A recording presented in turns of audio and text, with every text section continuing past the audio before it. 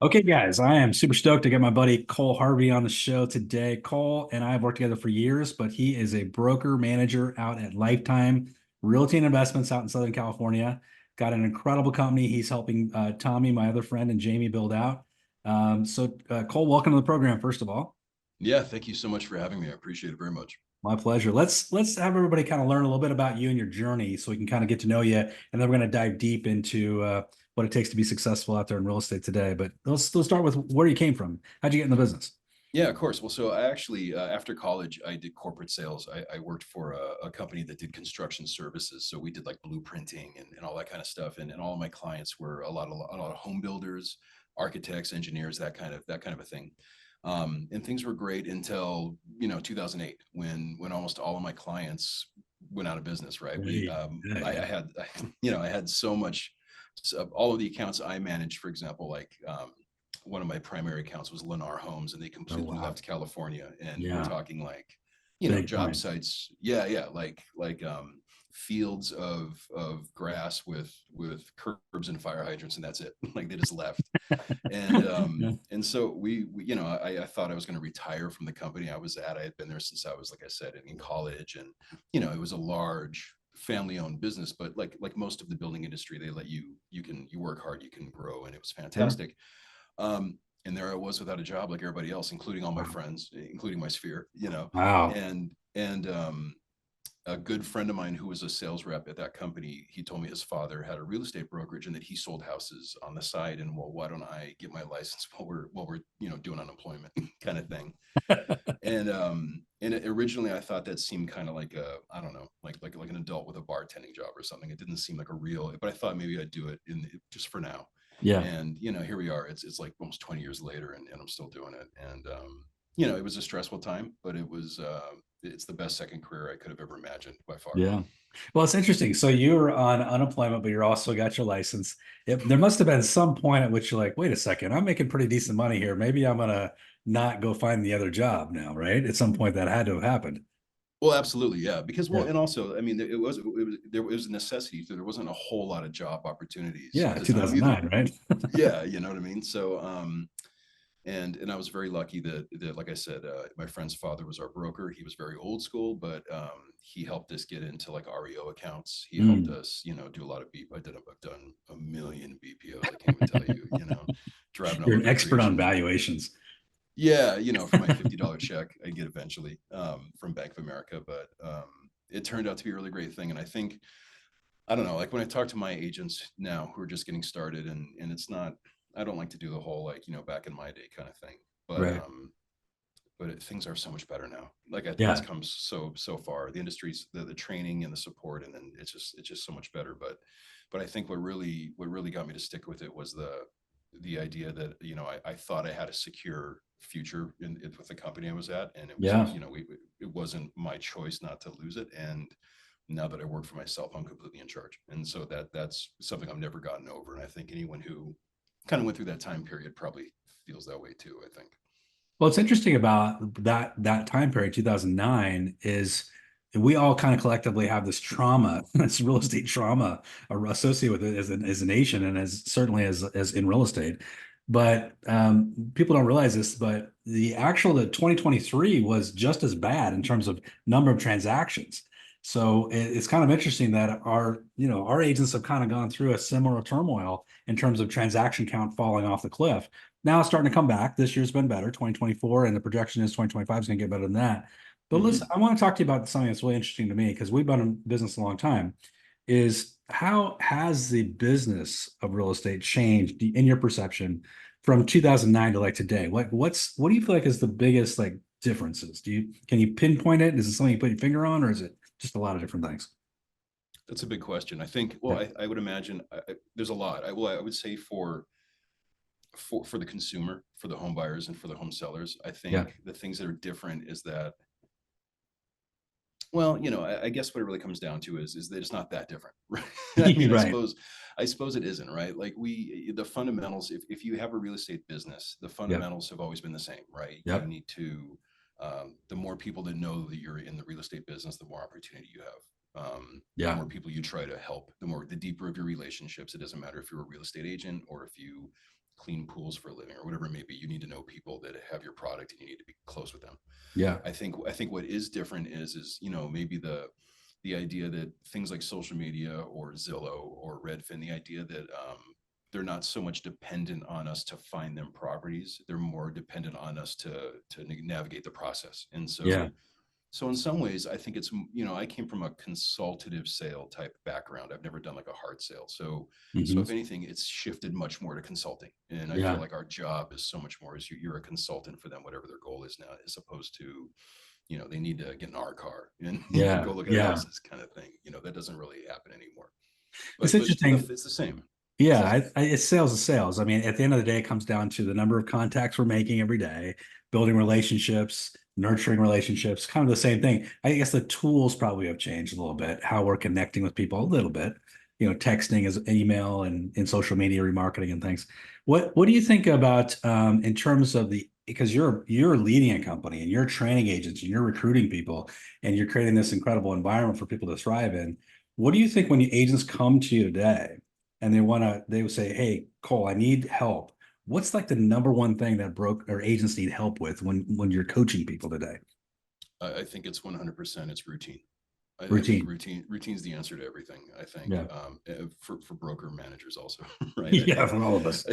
yeah, I think it's that we now, because of YouTube University, so to speak, and all that, we have agents have a lot of kind of shiny object kind of stuff, or in general, we've always had a market for people who are looking for a quick answer or that Yeah. kind of thing. And in reality, it's that they're all looking, well, what it is they want leads, right? I need more leads. I have a lead problem. Yeah. And what they don't like to hear is that, well, does that mean you've closed every lead that you have? And the answer is never yes. And it's like, well, you don't. That's a great question to ask. Have you closed every lead you got? It is. They don't appreciate it, but but it's, Yeah. like, because they're coming to you for an answer, but Right. that's the reality, right? It's like, well, okay, if you don't have enough leads, it's you don't have enough deals. That's what the real problem is. So Yeah. how do we get what we got on the plate and move it to the next step? Do you have or have you figured out a thoughtful process to get them from point A to point B? Are you staying in touch with the people that might need to do business a year from now, or are you only Mhm. trying to worry about right now? So that's the first thing. And then honestly, I think 100% for all agents, and it doesn't matter if they're brand new or if they're whatever their current volume is. Everyone just struggles with the ability to be consistent or the Yeah. ability to do the right things. And then now that for us, now that we're on the management side, and if our primary role is to grow our enterprises or recruit talent, I mean, that's the same thing. Are we making time to to do that on a daily Yeah. basis, right? Right. And it's not like it's all the same problem, right? Like it's you're overwhelmed if you have no business, and you're overwhelmed if you have too much, and Right. and Yeah. and there's always going to be fires, and it gets Yep. worse, and that's just it is what it is. So I think the answer is always helping them find a good routine, and because we know that everything works if you do it enough, but Yeah. what's more effective in the short term, and I then love that. are you. Routine is where it's at. It's so important to get on that same kind of page every day.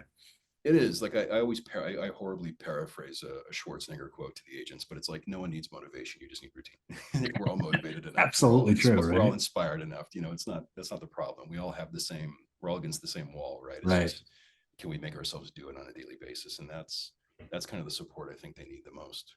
I think that's interesting too, because I think my wife and I were just talking about this that the generation, because I have all my kids are like young 20s ish, Right. and the way you and I grew up is a little different than the way they grew up in terms of social skills, right? Because a lot of the kids today have grown up with Instagram, Facebook, social media, so they don't necessarily have the same level of social skills that maybe we grew up with, where we had to go outside and engage with people and have conversations and maybe get beat up or what, the things that Yeah. happen to us, right? Or get rejected by a girl face to face, all those kinds of things that happen. Now, when that happens, and maybe they come in and they don't have the same social skills, or maybe they feel a little bit shy or not quite as prepared for having conversations as maybe we did coming into the business. That's something I think we have to coach around. And I know you and Tommy do such a great job on coaching and mentorship. And I just have a question in terms of coaching and mentorship. Are you giving people like, here's specifically what to say, here's specifically what to do when you're talking about creating routine? Or are you just more so saying, hey, you need to have some routine and you need to develop your own authentic voice around what you're saying. I mean, how do you approach it? So a couple things. We decoupled those two things. Yeah. So our training protocol, and this is something Tommy's really amazing at, is the idea of we focus separately on time management, the idea of the routine of, basic stuff we all know, but like planning your day the day before, having a calendar, sticking to the things on your calendar and not just Yeah. ignoring them, that kind of stuff, calendaring the non-negotiables, those kind of things, right? I think, and not to, I don't want to go off topic, but like we just had this conversation amongst us in leadership literally a week ago, and that's that okay, we have to be recruiting. We have to be managing the roster. We have to make sure that the people on the bottom are on a PIP or they're exiting, and that we're supporting the top 10%, all that kind of stuff. Yeah.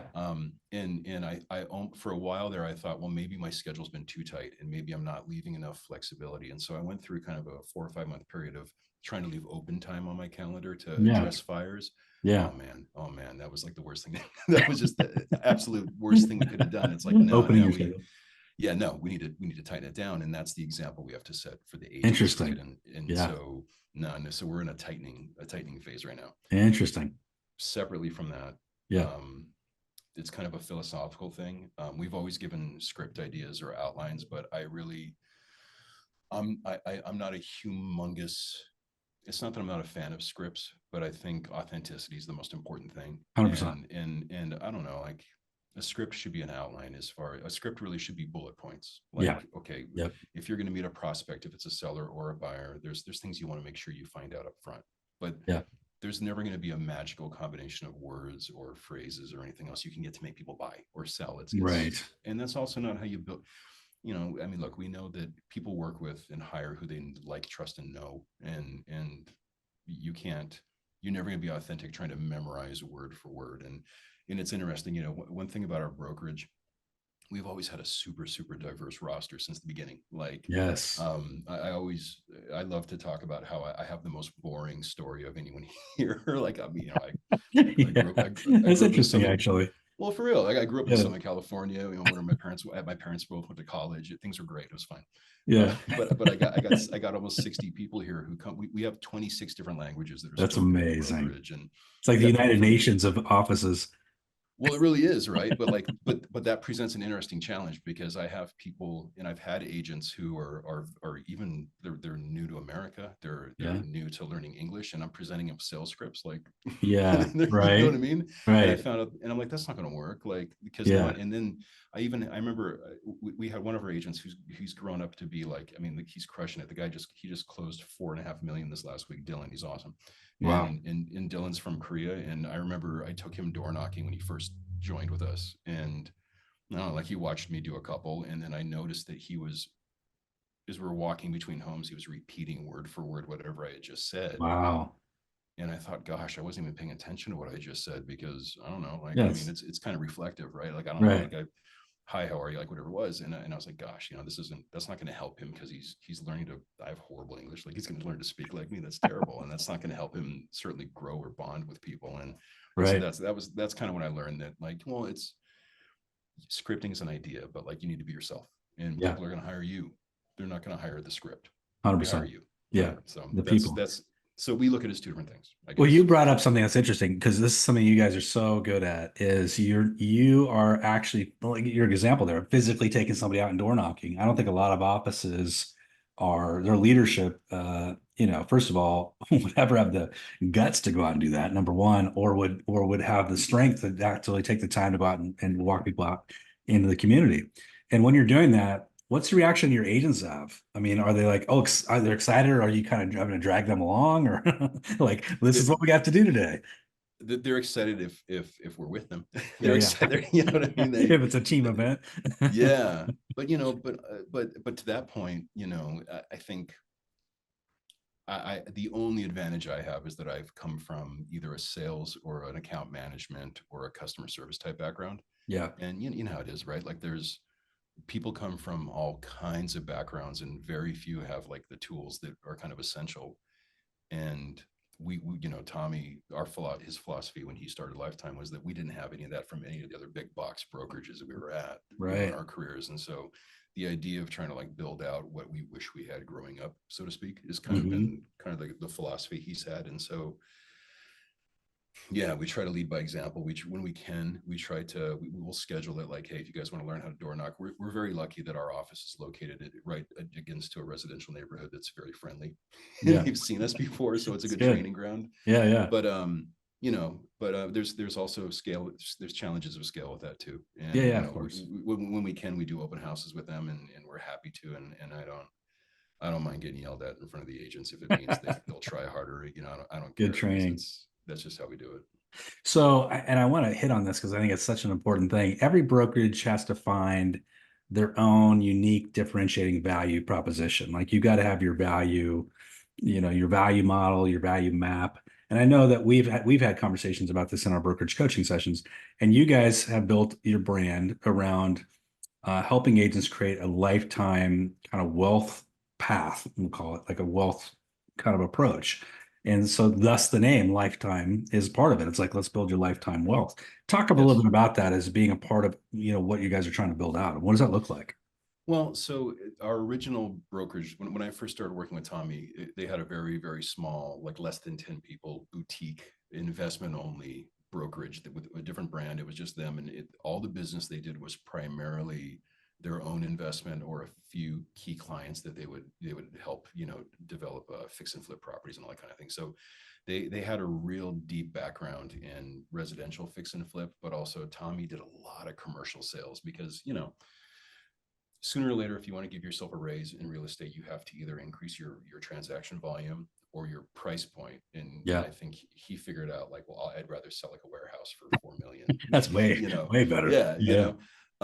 And of course, I had only ever been at residential brokerages, and in my friend's father, who's, you know, key figure for me, but they only did residential too. And so I usually, when I tell the story to other agents, I like to think of it as if I had spent my whole childhood at the playground, but I only knew the swing set. And when Yeah. I met Tommy, it was like, oh, there's a slide, there's all That's a this other stuff. great, great analogy.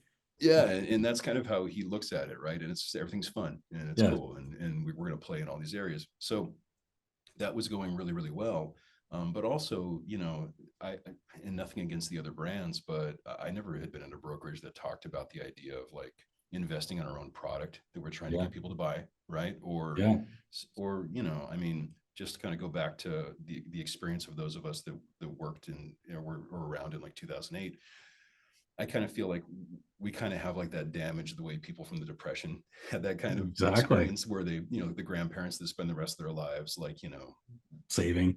yeah. Exactly. Yeah. And so I think those of us that went through that, especially if we came from like a salaried or a corporate job, we're kind of chasing that security of more consistent income, Yeah. or that kind of that we've been without for so long. And so you can gamble in the stock market, you can play with whatever these dumb crypto things are, but real estate is like the best investment for anybody, and 100%. especially in North America, Yeah. regardless. And then, you know, if you're lucky, depending on the market you're in, it can be very, very lucrative. But we also have, you know, as close to insider information. You know, if you guys are, if agents are working in a neighborhood, or even a, I don't know, even a property class, you're going to come across opportunities before the general public. And it's important to be educated on how you can, if you can't act on it yourself, how you can serve your clients by helping them act on it. And so I Yeah. don't know, we just, you know, the other thing is that working in their investment space is, you know, it's not that the investment space is recession proof, but if all of your business is residential real estate, you're going to have dips throughout the years, or Yeah. we're going to have things that happen, or we're going to have interest rates that all, you know, like you said last year, we just did the math. I thought we were only off 30% in 2023, but we weren't. It was in the high 40s, right? Yeah. Yeah. And but that you can pad that because you can do other stuff. So that's all to say that, you know, the other component of it is, and it's not my story to tell, but you know, Tommy's parents went through a really dramatic experience moving to America and investing in real estate, and having some scary things happen, and everything worked out great and it's all fantastic now. But for his experience, he went through the same thing. You know, he understood the risk and he saw what it could do to your family. And so Yeah. the idea of we're going to take control of our own finance, that kind of thing. And I don't know. I mean, we've talked. You've had you know how it is too, right? You've been on your own since you were 20, right? And Yeah. Yeah. you got to make it for yourself, You right? got to do it. And so I don't know. I mean, No, I think like, it's so cool because I know in your company you're seeing people, take the advice and actually go out there and buy properties. And I think that's super rewarding for me when I've coached people and said, "Hey, this is what you should do." And then they actually go out and do it. And then they come back to you 2 or 3 years later and say, "I made 50 grand, I made 100 grand, I made $200,000 off this investment, and it's changed my life." I mean, those are the things that are super rewarding, I think. it really is. I mean, it's, I mean, it's one thing to help them, and like if they can close an escrow, that's great. But I mean, we have agents that have been with us like since they got licensed, Yeah. and sincerely, like they owning their own primary residence is a huge accomplishment anyways. But Yeah. the fact that they were able to buy a house, but then they have income property now, or like some of my agents even have out of state income property, or it's Incredible. just it's a cool thing. And I think there's a lack of education also. I mean, you can get a lot of weird stuff off YouTube, but like, I don't know, as it's, once the train leaves the station, it's really not that hard to scale either. And Yeah. so it's not as hard as people think, as long as you're just shown. And so Right. that's kind of where we're coming from. And I know we're not gonna get in it. Tommy's got his own story to tell, but I know Tommy's got Yeah. this experience in this, and this has been like his bread and butter. And Jamie too. I mean, Jamie's incredible with Oh the yeah. flips and all the things that she's done, and just incredible team. But let's talk a little bit about we talk about growing agents. So an agent starts with you as a brand new agent, and they're growing their business. What are the tools that you think are most helpful for them? Obviously, you guys have a CRM that you provide your agents, and websites. And what do you think of those tools that are really important for them to kind of make sure their business grows in the right way? I think a CRMs are super important, obviously. Although one of our jokes in the office is that everyone treats their CRM kind of like a gym membership. Everyone pays for it, but almost like no one uses it. Yes, 100%. Right. We all know we're supposed to have one, but we don't want to walk through the door. Yeah, and I don't know. I mean, I'm guilty myself. I mean, if we're being We all honest with it, are. none of us Yeah. are perfect. Yeah. But oh gosh, more than anything, I think the only tool you need is a yellow pad and a pencil, just to like track 100%. just track what you did. Yeah. And I know it's not exciting, and it's hard for agents to correlate the idea of tracking their numbers and their conversations and how that correlates to like the Ferrari they want to buy. But Right. it's a direct line. And I think if anyone has ever been through trying to like change their health, for example, where you have to pay attention to what you eat, or Yeah. if if they had a goal for something they wanted, like to take their family on a trip and they had to save, whatever it is, that all involves tracking. It's all the Yeah. same thing. Yeah. And I think, I don't know. That's something I haven't quite cracked, is that I can't quite tell you why, as an industry, everyone seems to think that they're the person that can freehand it, and that includes us too. Like, It's so like we true. don't, because, I don't know, like, yeah, I can tell All the this agents technology, but how much are we actually using? It's interesting. yeah, yeah, Yeah. right. And like, Yeah. I don't know, like, as we have internal documents we've created. We use these platforms like Sisu, which are fantastic. Yeah. You have an awesome four schools thing that you share Yeah. with your Yeah. agents. And I don't know, like, I know that I'm not 100% myself in filling it out, but when I am, man, like, you can watch the needle move. Yeah. And just trying to get them to understand that, I think you're never going to scale unless you do it. So just get used to it, you know? And let's talk about, because I think it's important for other managers to hear this, the importance of, because obviously, as managers or brokerage leaders, we're recruiting all the time. That's part of our job. But as big a part of our job is retention. Keep making sure people stay with the company and stay Yeah. with you, right? And I know you guys have done a great job of culture building. And so, what does culture building mean to you guys as a company? Well, I think, I guess the way I would just, our culture is our most important thing to us. And what that is that, we expect and we encourage and we purposefully seek out the kind of top producers that are open to being transparent, that have no, I mean, look, the reality is that, and everyone's market's different, but I know that for the most part, 10% of the agents in any market are doing 90% of the sales. It doesn't matter 100%. it doesn't matter where you are. You could be in Los Angeles, you could be in Yep. Duluth, right? It's all the same. It's all the Yep. same. And but agents need to understand that means is there's no competition. really, Yeah. because no matter how awesome you think you are, you don't have the capacity to take care To of do everyone's everything. business. You Yeah. don't, right? Right. And so we look for and we encourage and we attract people that have that kind of mentality, so that we can have things like top producers that are willing to host our sales meetings, for example, or be transparent about what works for them or what Yeah. doesn't, or to share their knowledge. Because and from a management standpoint, we do the same too. Like, we're really open about what's worked for us over the last 20 years, what hasn't, the mistakes we've made, including the mistakes we might have made last week, because Yeah. it always happens, It's right? happening. Yeah. So I don't know. Like, I wouldn't. There was a particular brand that I was at that I recall walking through the office and everyone kind of covering their computer screen when I walked by, as if Yep. I've I knew been I was there. looking at, right. Yeah. And so we don't allow that kind of thing. We don't. That's just not how we do things.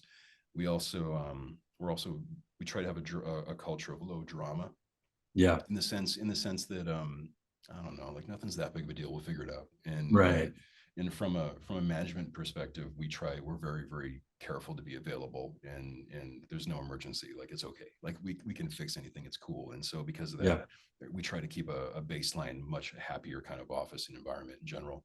And it should be fun and exciting. And when you're in a business where you have to motivate yourself, and when you there's a lot of pressure when it's on you, and it's important to keep them positive and chill, and Having have the fun. right have the perspective, Yeah. which you do a great job at your office, of course, Oh, but thank you. Thank you. Yeah. that's what that's what we aim for, is on our best days, for sure. So, and I think one of the things that, we can all agree on, that most agents, they have a desire to get more leads, right? Leads is always the big Mhm. driving force for agents. That's what, keeps agents, fulfilled, we'll call it. But I know that you guys put together playbooks and you have a university at your company. So talk a little bit about how that looks. Are these playbooks specific? Like, here's one for sale by owners, here's one for farming, or is that what it looks like? And It that you is create kind it for of. your market? It is kind of, yeah. So we Yeah. have our Lifetime University, and Yeah. within that we have, the core of it is our 90-day boot camp, which is Nice. a 10 or 12 week program that's segmented by kind of like by larger topics. So we were really big upfront on it with mindset, time management, because again, time management's the whole thing, Okay. right? Yeah. Yeah. And it isn't until like the fourth or fifth session that we start getting into things like offline marketing versus online marketing, how you interact with customers in the field, how you conduct your open houses, how you can learn to talk to strangers so that you don't freak them out, kind of thing, like all Yeah. that kind of Yeah. stuff. And then we finally kind of like ended with more advanced stuff, like personal development or commercial REO, that kind of stuff, because that's always around. But separate from that, we also have completely niche down kind of training. So the agents that do want to pursue like cold market things like Expired or FISBO, Expired and FISBO was always our bread and butter at our old brand, that we Mhm. always built our business on that. Yeah. Like one of our top agents, Sam, he built his entire career on Expired. He would jam out like 45 a year, no big deal. Wow. Just Nice. has a routine, whatever. He dials 8 a.m. to 12 and he's in the field in the afternoon. That's cool. Like, he just drinks coffee Great. till he has one appointment a day, no big deal. But that's not for everyone, I understand. And Yeah. so because of that, we go really, really deep on our open house protocol. We try to encourage the agents to just be like 5% better than the competition, and that makes a world of difference. Like, Yeah. put your signs out by 8 a.m. instead of 5 minutes before the open house. Don't there's nothing wrong with stopping at like the grocery store for cookies. Just make sure you go to Home Goods for like a cake platter. Don't just leave them in the plastic. Little stuff like Yeah. that. Nice. Things Nice that things. Yeah. things that help. And so we've tried to create modules to appeal to people's different ways of generating business, so that they can find something that resonates with them, and then be Nice. as successful as they can be with it. When you're talking to agents about, business development, and you're giving them these playbooks, how important is it for them to think about, like, should they be building a team? Should it be a solo agent? Should they be in partnership? Are you coaching them that, or does that come to you like they decide, oh, Cole, I want to start a team, or I want to be in a partnership? How does that look? Because I get a lot of that all the time. Like, hey, should I start a team? Should I start a partnership? My answer is always probably not, but let's have Well, a I was conversation. gonna I was gonna say, I'm famous for trying to talk them out of it. Me They too. should, I think, Me too. yeah, they 100%. and I think, well, I've talked about this off the air, so like, I know we have the same philosophy, and whatever. Look, agents Agents think they want a team because they think they're going to have a partner that's going to help bring more leads to them Right. or bring them more opportunities. And reality is, you only create a team if you have such a fire hose of business that you're leaving money on the table, and it's better to like partner with someone who can take care of it and collect half, right? And so, Yeah. and it comes back to the same thing, right? Well, so why do you want to start a team? Well, okay, you're not happy with the business volume you have. You're not happy with your lead pipeline. Why don't we just figure that out before you have to share your money with somebody else or be responsible for somebody else, you know? So Before you that's start splitting the little bit you have. exactly. So Yeah. yeah, so Yeah. I try to discourage that. They don't always listen. I'm almost Right. always right in the end, Yeah.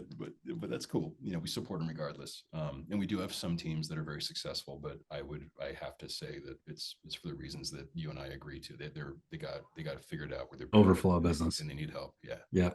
So let me talk to you a little bit about your brokerage level social media for a second, because you guys have done a great job.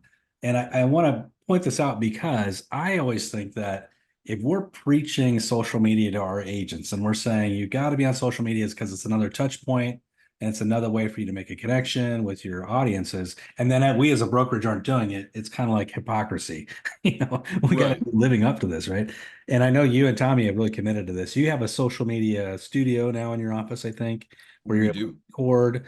And then you guys have a YouTube channel. I'm not sure if you have a TikTok channel, but your YouTube channel is very, very active. I see it all the time. So talk to me a little bit about that and kind of the evolution, because you guys have evolved that pretty rapidly over the last couple of years.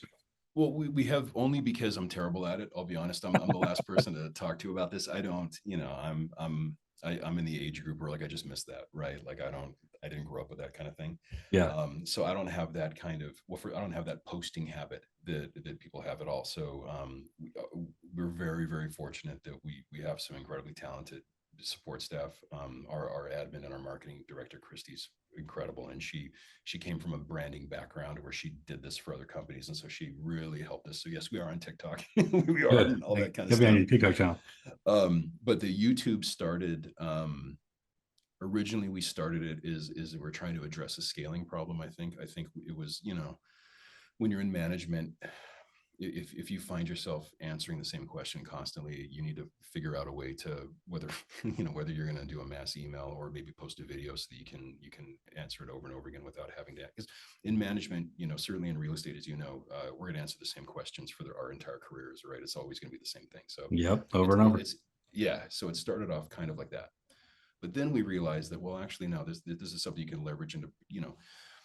we our market area is statewide, right? Like we're not city specific. You know, Yeah. we're in Southern California. It's very saturated, obviously, but like it's not like we're running a town here, so to speak. And so we don't have.